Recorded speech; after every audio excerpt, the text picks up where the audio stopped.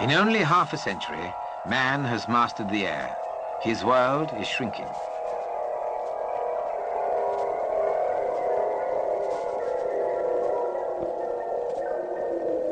This is the first supersonic airliner carrying airline passengers into the deep blue world of astronauts and test pilots. It is called Concorde. The world's cities will be linked at new speeds.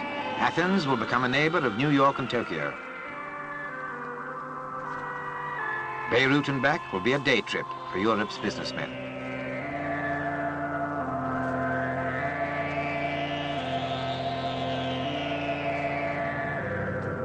The Atlantic crossing will take just over 3 hours.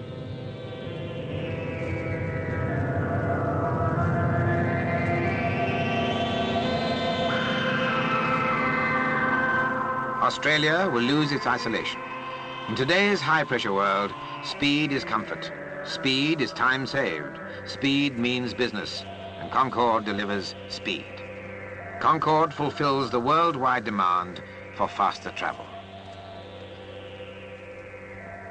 In 1909, Blériot showed the time advantage of flight, crossing the English Channel in 40 minutes. Within a few years, the first airlines went into the speed business. Comfort came later.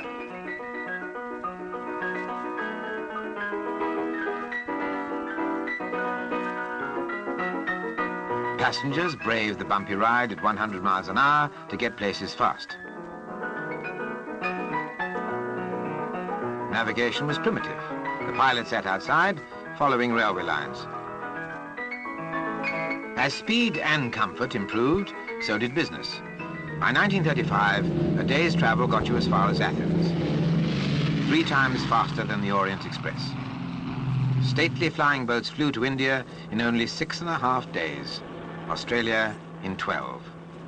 By the 1940s, the Constellation bridged the Atlantic itself in an exhausting 18 hours. Passenger traffic soared. Then came the jets, heralded by Britain's Comet. Timetables were scrapped, old airliners too. Today's jumbo jets cross the Atlantic in under 7 hours. 400 million people travel by air every year, and the demand is still growing. The clean lines of Concorde bring the efficiency of speed to an expanding world market.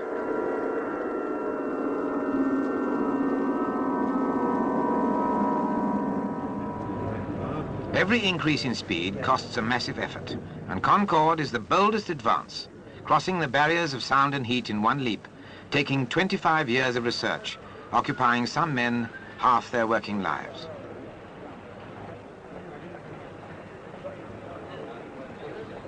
The decision to build Concorde was far-sighted. The technical breakthrough was well beyond the resources of any one nation.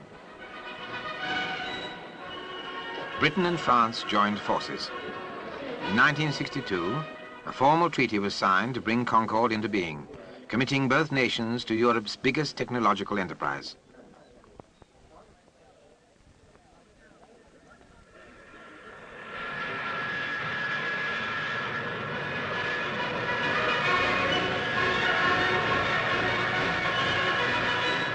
Toulouse, 10 years later, the fully fledged version of Concorde rolls out.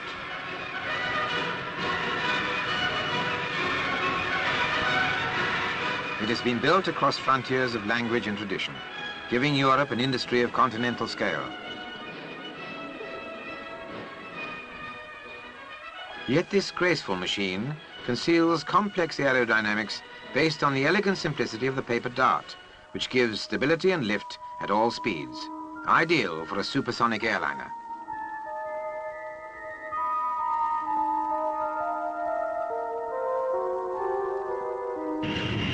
Once the speed of sound was thought to be an impassable barrier.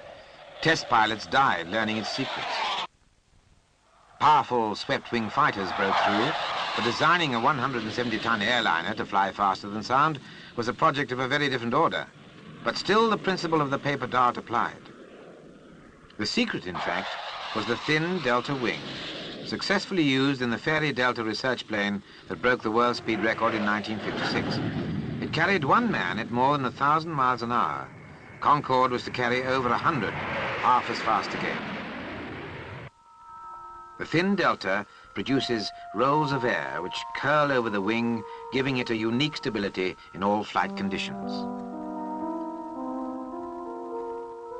The design of Concorde had to be proved in practice with small research planes, courting every disaster known to pilots.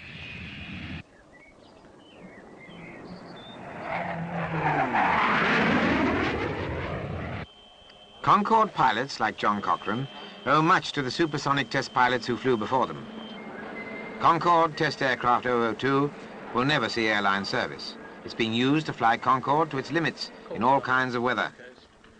She will be the most thoroughly tested civil aircraft ever. And the light winds and clear skies over Fairford area and a lot of the West Midlands and southern England has produced quite a lot of fog. Every day, the Concorde rolls out to take the air from its British or French base. The takeoff is scheduled for without auto stabilization, so it'll be, and it's a fairly heavyweight takeoff as far as I remember. We're up around the maximum. So if there were an engine failure on takeoff, we would select the pitch auto stab back on again, because I don't really think that we would want to couple an engine cut takeoff or an engine out takeoff with 002 prepares for takeoff. Radar tracking stations and standby airfields are alerted. Takeoff without the auto stab, and we'll climb up to about 5,000 feet and commence a performance climb with engines 1, 2 and 3 in reheat and number 4 engine shut down, 360-degree turn at 250 knots before we get on with the rest of the program. The prototype is loaded with 12 tons of electronic gear and 80 tons of fuel.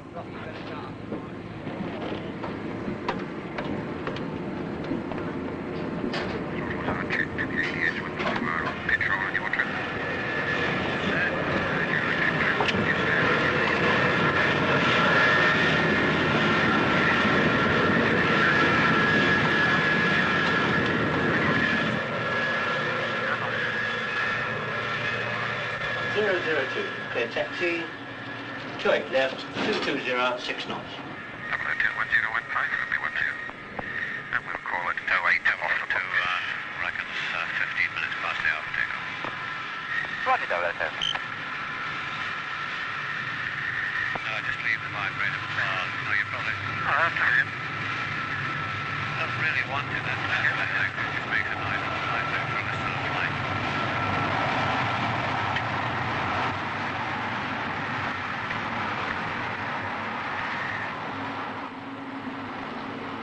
Zero 02, you clear takeoff, 230, 7 knots.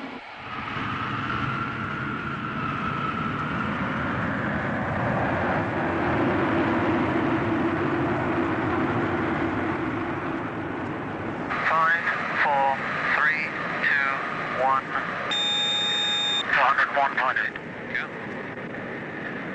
That's our speed.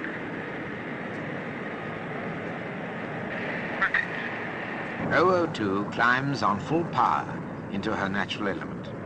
The prototype engines belch smoke, but the production engines will be clean and quiet.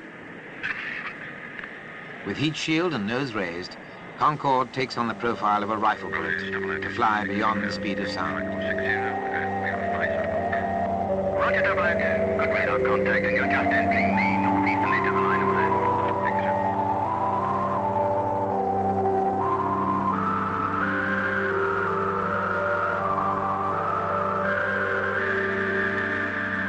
As Cochrane climbs through the sound barrier, the shock waves of supersonic flight are dispersed high over the sea. In service, Concorde will fly supersonic only on special routes, such as over oceans and wastelands. At 30,000 feet, Cochrane cuts an engine. Automatic systems take over, and 002 continues to climb. There are massive resources of power at the pilot's fingertips. 4 Olympus engines, built by Rolls-Royce and Snecma, are a complex array of ducts and tubing which distill a massive thrust from simple paraffin. 4 engines produce enough power to drive 8,000 family cars.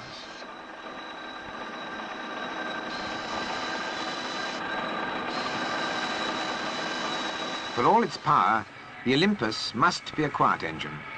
New techniques of noise control are being developed. When Concorde enters service, it will be no noisier than most of today's jetliners.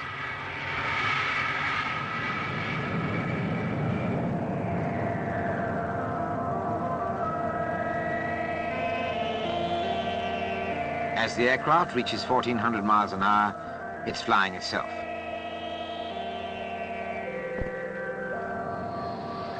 Controls and systems are highly developed. Computers provide it with automatic reflexes. An airline pilot can be trained to fly Concorde in just 6 hours. I nearly got you, didn't I? You got me, I nearly got it. I got course. Great. Super. We just got Just hold it for me a minute, Johnny, Yeah, till I get okay. this thing connected up. Try and use this for them. Airline captains have already flown the early prototypes and found it a safe and simple aircraft to fly. And you now should navigate in front of you with that alert light. You see the knob just above where your finger was? It's switched to manual. Manual. Switch it to auto. Okay. Thank you. Now. Yes, that's it. Very good. Thank you. Just making an alteration of heading. At 40,000 feet, the outside air temperature is far below zero. The Concorde's skin is hot enough to fry an egg. This is the heat barrier, one of the toughest obstacles to supersonic flight. We're heading for about half a point. At these speeds, the plane is heated by the friction of rushing air. Leading edges reach temperatures above 100 degrees centigrade. New aluminium alloys have conquered this heat barrier. They stand up to the high temperatures and have at least 12 to 15 years of operational life. Panels used for supporting high loads in the wings and skin are milled out of solid blocks by computerized machines.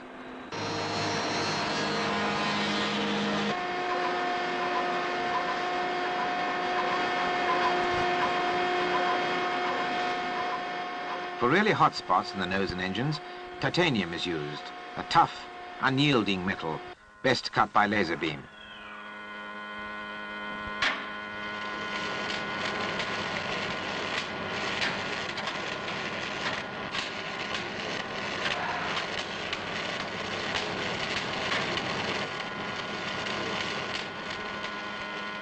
To achieve high precision, new welding techniques are used with powerful electron beams.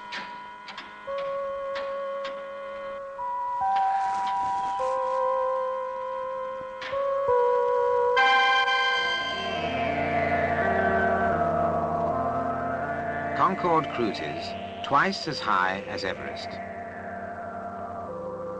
Radar etches the flight path 300 miles ahead. At these heights, Concorde comes into its own.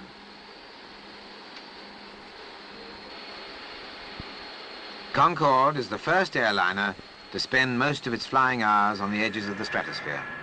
It carries sophisticated laboratory equipment for research into the upper atmosphere.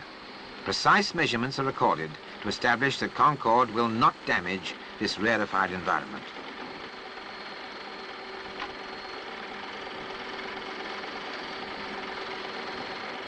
Each trip produces a mass of detailed information. It's processed and stored at the flight test centers as a complete record of the aircraft's development.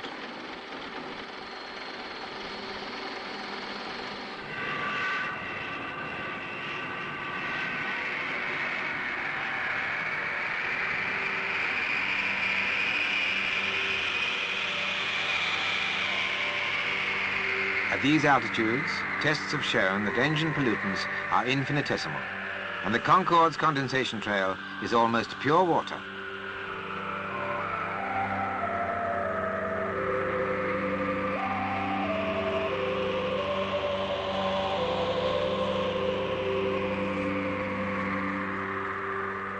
The flight crew are just the first rank of a huge army of designers and technicians. They are the elite of the French and British labour force working on the project. Bristol, with its strong aviation tradition, is the British Concorde Centre. Here, a Delta fleet is taking shape. To link production centres in Bristol and Toulouse, a guppy is used, a sort of flying whale, which carries parts across Europe. Concorde is an international plane in every detail. British Aircraft Corporation make the nose, tail, and part of the fuselage. Aerospatiale of France makes the rest of the body and the wings. Feedback from the flight tests is turned into practical action. Hosts of modifications are essential in the continuous process of building an airliner.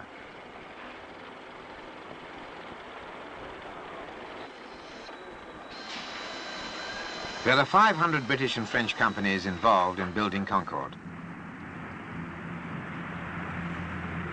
Anglo-French cooperation is now tangible, not just treaties and promises, but air links and computer lines.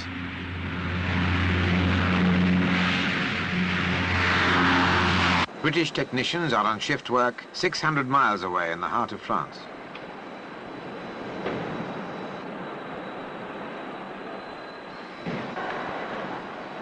The instructions are in French, but the plans are the same.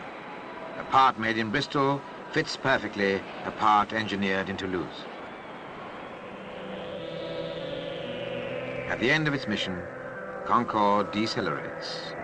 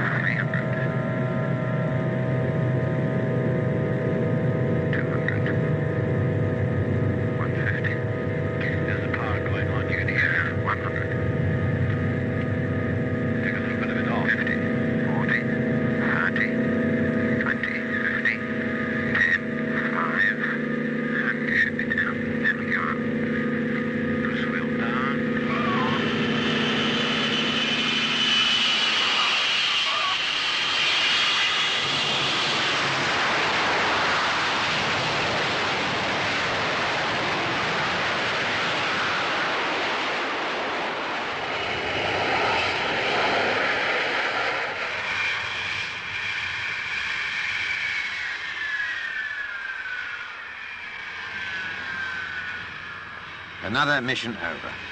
2 more hours have been removed from the 4,000-hour test flight target. The engineers and ground crew close in to examine every point of 002.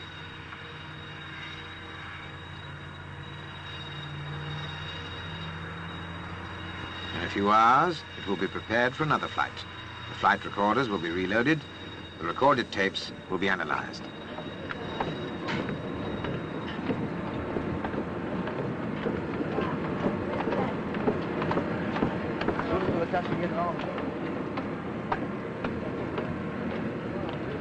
But computers will not tell the whole story. Cochrane and his crew will describe how well the plane handled, how it flew. They'll bring their seat of pants judgment to the test results.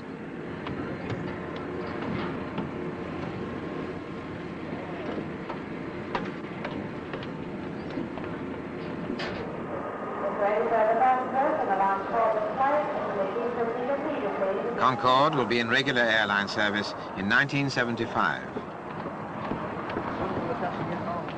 BOAC has ordered the first of its fleet, which will fly an express worldwide service. Air France has followed suit. China, too, has placed orders to link the far-flung parts of its huge landmass. Concorde, forecasting its future, is being flown on journeys far away from its European test base.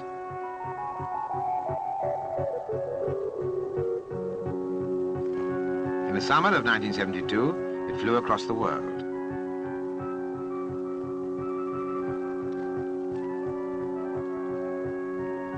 The Concorde builders were looking for orders. They found them in Iran. A supersonic airliner based in Tehran can dramatically shorten the historic routes between Europe and Asia.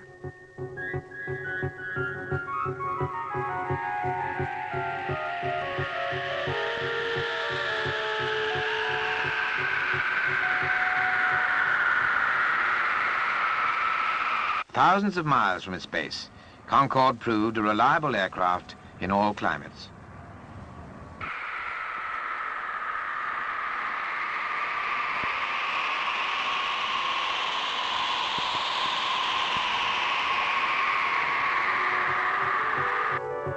The Far East, on the other side of the world, where life travels at a traditional pace. Fast turnaround is essential if a supersonic is to reach its peak efficiency in airline service. Checks and refueling were completed in 45 minutes.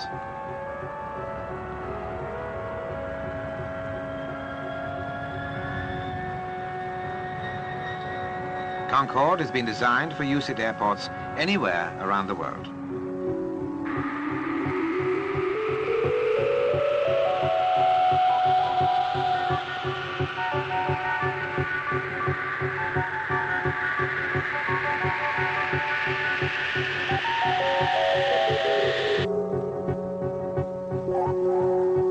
At Singapore, Concorde slipped into the regular flight pattern of the airport with a minimum of trouble.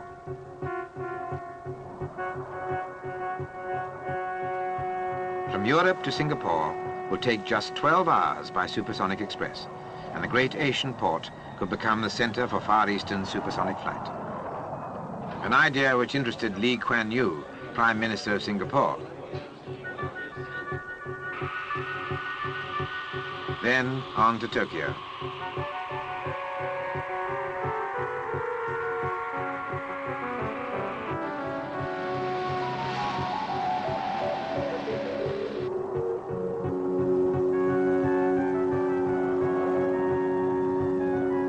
Here, in the industrial center of the Far East, Japan's businessmen are very interested in Concorde.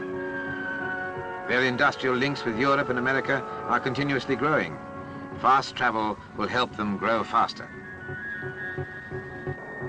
Then Sydney, 13,000 miles from home. In the supersonic age, Australia will be reached in just over half a day.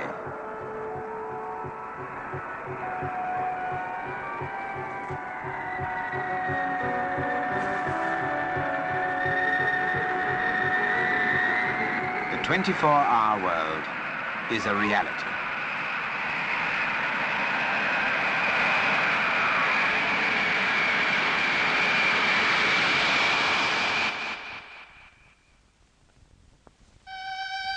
It's a long way from the simplicity of a paper dart. Britain and France have built Concorde together in the belief that each revolution in power and structure has brought an increase in speed.